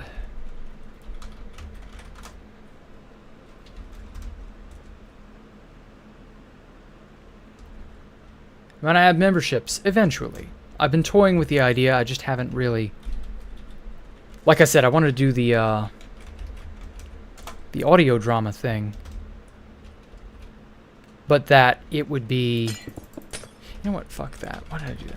It would be very hard to write out an entire story on the fly and make it good and then narrate it in such a way that it would be fun. I will try. I will try. Oh, wait.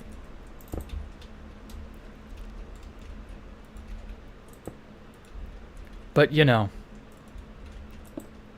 I'll get to it when I get to it. I do want to do something like that. Okay, now we just need to rotate this sucker 90 degrees. Go this way. House should just sell the server. Honestly, House has made so much money off the server, I highly doubt he would want to. But, like, even if he did want to sell it, do you know what kind of a price tag the server's going to fetch? Because, like, I guarantee you, it ain't going to be cheap. And you may not even like who ends up in control of it. So, honestly, as bad as House is, I doubt we'll do better than him. Really do. What number is XXX? You don't remember. Well, X is 10, so 4 times 10 is 40. 40. That's 4 tens, and that's just terrible. Props to you if you remember that meme from literally 12 years ago. Actually, it's probably closer to 15 years ago now. Admin doesn't respond to my emails. Grr. What do? Well, yeah. Pray? Eat, pray, love? I don't know.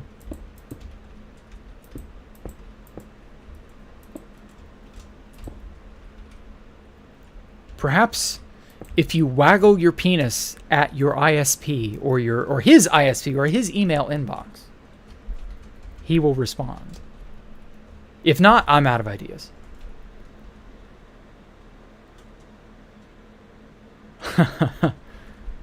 Yeah, House does make an ass ton of money. That is true. That is true. The admin doesn't respond. Haven't been on 2BTT. What's the exploit do? Basically, they could enter a pseudo god mode. They would exit chunks. Oh, fuck. And because they could exit chunks in a semi-god mode fashion, they were no longer subject to the restrictions. What the fuck? I placed this one wrong. No. Okay. Well, I will have to fix that off camera. Fuck, that is wrong. No wonder the placements are... Oh, damn it. And I've got this going through it. No. I thought that was weird. I knew something was up. Oh, well. I'll fix it. I'll redirect it. It'll all be good. This shouldn't be here. Yeah, because that cuts into that. This should be here, not here. Oh, well, whatever. I'll fix it later. At any rate. The devil you know, the versus the devil you don't know. Right, exactly. There's no point house gets paid like 40K a month. Yep. What mic do I use? It's a black Snowball Yeti. Really good mic. Live, laugh, love. Right. Craft sugar and put it in a double chest. I have no idea what that's supposed to be. Okay. Well, at any rate, I'm going to end it here. You all have a good one. Take care. Peace.